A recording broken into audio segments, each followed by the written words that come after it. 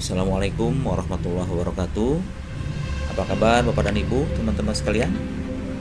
Sekarang topik yang ketiga, pentingnya kecerdasan majemuk dalam kegiatan pengembangan pada anak usia dini. Tujuan pembelajarannya adalah pertama, peran kecerdasan majemuk bagi perkembangan anak. Kemudian yang kedua adalah peran kecerdasan majemuk terhadap kegiatan pengembangan anak. Dan yang ketiga adalah peran kecerdasan majemuk bagi keberhasilan belajar anak. Kita lihat sekarang peran kecerdasan majemuk atau multiple intelligence, disingkat juga MI, bagi perkembangan anak. Kadang-kadang kita suka berpikir dan juga ada kekeliruan di para orang tua atau kita sebagai pendidik, ya, ada kekeliruan pandangan terhadap potensi anak didik oleh pendidik yang merupakan sesuatu hal yang fatal. Itu yang mendasarinya kenapa kadang-kadang kita tidak bisa melihat potensi-potensi pada anak, sehingga hal itu dikatakan sebagai kekeliruan yang merupakan suatu hal yang fatal. Kemudian anak yang banyak bergerak, banyak bicara, suka menyentuh benda-benda, berani berdekatan dengan hewan, suka menyendiri, tidak lagi diidentifikasi sebagai anak nakal atau berkelainan, tetapi justru ditengarai sebagai anak yang cerdas. Definisi cerdas tidak cerdas pun tertebas, ya, maaf. Jadi dengan sendirinya akan tereliminasi lah begitu. Dan muncullah pengertian setiap anak cerdas dan memiliki berbagai cara untuk menjadi cerdas. Pendidikan yang berbasis multiple intelligence berpeluang memberikan pengalaman hidup yang menyenangkan bagi anak dan memantik kecerdasan mereka. Kemudian peran multiple intelligence terhadap kegiatan pengembangan anak. Setiap anak memiliki kecenderungan tertentu pada 9 kecerdasan yang terdapat dalam multiple intelligence. Seperti yang sudah dibahas pada topik yang kedua, ya, ada 9 kecerdasan menurut multiple intelligence. Suatu strategi mungkin akan berhasil pada sekelompok anak, tetapi mungkin akan gagal apabila diterapkan pada sekelompok anak yang lain. Kita semua pendidik dan orang tua harus menaruh perhatian pada semua aspek perkembangan anak dengan menerapkan konsep multiple intelligence dalam kegiatan pengembangan anak. Oke, kita lihat satu persatu peran MI terhadap kegiatan pengembangan anak, ya. Pertama, multiple intelligence dan pengembangan fisik motorik. Dalam perkembangan ini kapasitas fisik baru yang dihasilkan dari pertumbuhan aktual sang anak saling mempengaruhi dengan keterampilan-keterampilan yang berkembang dari pengalaman dan latihan yang diberikan oleh orang dewasa. Oleh karena itu, guru kita sebagai pendidik hendaknya dapat melibatkan anak dalam berbagai gerakan tubuh seperti senam, atletik maupun permainan agar fisik motorik anak tumbuh dan berkembang secara optimal.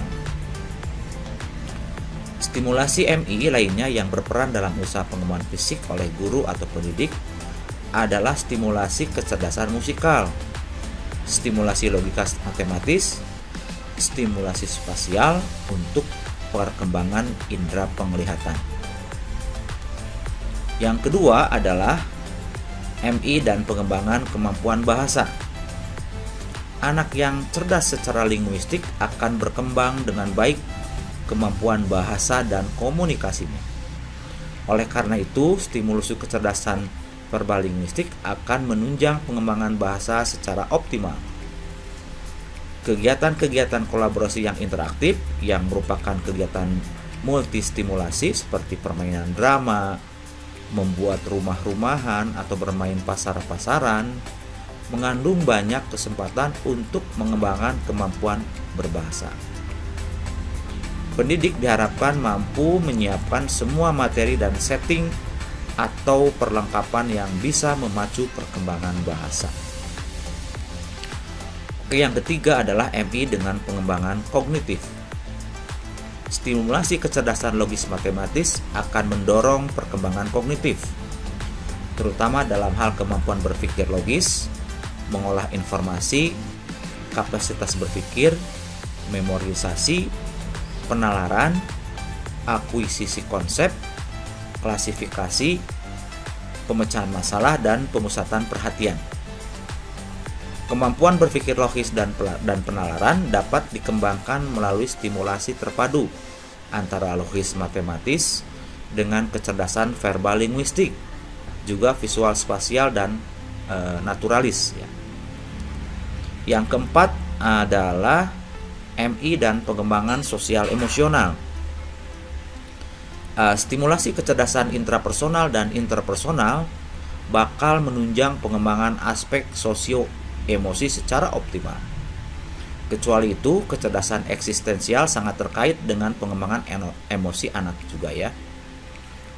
Kecerdasan intrapersonal, interpersonal, serta eksistensial harus dirangsang agar pendidik mampu merangsang perkembangan sosial dan emosional anak. Para pendidik anak usia dini di TPA, KB, dan TK adalah membantu mereka dalam mengembangkan konsep diri. 5 bentuk cara belajar yang paling penting ialah dengan coba ralat atau trial and error, dengan menirukan atau imitation, dengan mempersamakan atau identification, dengan pengkondisian atau conditioning, dan dengan pelatihan atau training. Yang berikutnya adalah MI dan pengembangan moral. Kecerdasan eksistensial, intrapersonal, dan interpersonal merupakan kecerdasan yang paling berkaitan dengan perkembangan moral. Sikap moral yang dimiliki anak adalah hasil belajar. Pendidik mengembangkan moral anak dengan cara membelajarkan anak. Stimulasi interpersonal memungkinkan anak belajar memahami berbagai reaksi, emosi, serta refleksi diri. Stimulasi interpersonal memungkinkan anak belajar memahami berbagai reaksi dan emosi yang lain, serta kebutuhan dan keinginan orang lain. Stimulasi eksistensial memungkinkan anak belajar tentang hakikat berbagai nilai dan makna perbuatan dan keyakinan. Dan berikutnya adalah MI dan pengembangan seni. Pengembangan seni pada anak meliputi musik, tari, seni rupa, dan seni kriya terkait erat dengan stimulasi visual spasial, musikal, kinestetik, dan naturalistik. Seni pada hakikatnya adalah keindahan ekspresi. Nah, melalui stimulasi berbagai kecerdasan, anak akan memiliki kesempatan mengekspresikan berbagai kecerdasannya dalam hal seni dan melalui seni. Hal ini memberikan penguatan dua arah, baik dilihat dalam hal keluasan materi, keluasan materi maksudnya, juga maupun kualitas kedalamannya, juga pencapaian dari setiap indikator kecerdasan terkait. Dan berikutnya adalah MI dan pengembangan pengertian dan kreativitas ditambahkan. Semua aspek multiple intelligence berperan penting dalam kegiatan pengembangan anak.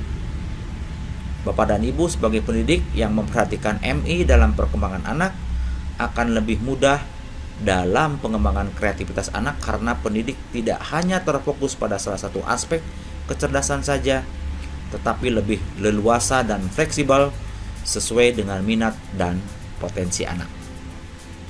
Nah, ini kemudian adalah peran MI terhadap keberhasilan belajar anak. Kegiatan pengembangan berdasarkan multiple intelligence memberikan peluang keberhasilan yang lebih besar karena anak mendapatkan kesempatan untuk belajar melalui cara-cara yang lebih bervariasi. Apa yang diberikan di kelas, termasuk di TPA, KB, dan TK harus memberikan kontribusi terhadap kehidupan nyata anak di masyarakat. Apa yang dipelajari anak bukanlah sesuatu yang lepas dari kehidupan sosial. Selain itu, anak harus belajar dengan beraktivitas. Ya, ini 13 cara anak belajar menurut pendapat ahli dan menurut pendapat multiple intelligence. Yang pertama, menurut pendapat ahli learning by doing. Tetapi menurut multiple intelligence adalah semua kecerdasan bekerja sama melalui aktivitas anak. Yang kedua, reinforce with pictures and sounds katanya. Kecerdasan visual spasial dan musikal. Kemudian yang ketiga, learning should be fun. Menurut multiple intelligence, anak-anak memiliki cara masing-masing untuk belajar dan menunjukkan kecerdasannya. Yang keempat, menurut pendapat ahli, learn in relaxed but challenging situation. Menurut multiple intelligence, anak diberi kesempatan untuk menunjukkan kecerdasannya dan memberi lingkungan yang mendukung bagi perkembangan kecerdasannya. Yang kelima, menurut pendapat ahli, learn with music and rhythm. Menurut multiple intelligence, anak belajar melalui irama, nada, ritme, itu termasuk ke dalam kecerdasan musikal. Yang keenam, menurut pendapat ahli, learn with loss of movement, use the body and the mind together. Itu masuk ke dalam multiple intelligence, kecerdasan kinestetik. Yang ketujuh, menurut pendapat ahli, learning by talking to each other. Menurut multiple intelligence, kecerdasan linguistik, verbal, dan kecerdasan interpersonal. Yang kedelapan, learning by reflecting. Menurut multiple intelligence, itu adalah kecerdasan intrapersonal, kecerdasan eksistensial. Yang kesembilan, menurut pendapat ahli, link numbers and words in playful way. Menurut multiple intelligence, kecerdasan matematis logis, yaitu anak belajar melalui angka-angka dan logika berpikir, juga kategorisasi, ya. Yang ke-10, learning by touching, itu termasuk kecerdasan kinestetik. Learn by testing, kecerdasan kinestetik juga. Learn by smelling, kecerdasan kinestetik. Use the whole world, itu juga termasuk ke dalam kecerdasan naturalis. Oke, Bapak dan Ibu, teman-teman sekalian, demikianlah poin-poin penting yang ada pada topik yang ketiga. Selamat bereksplorasi, selamat membaca bahan ajar yang ada di topik yang ketiga. Selamat belajar, sukses, selamat beraktivitas. Assalamualaikum warahmatullahi wabarakatuh.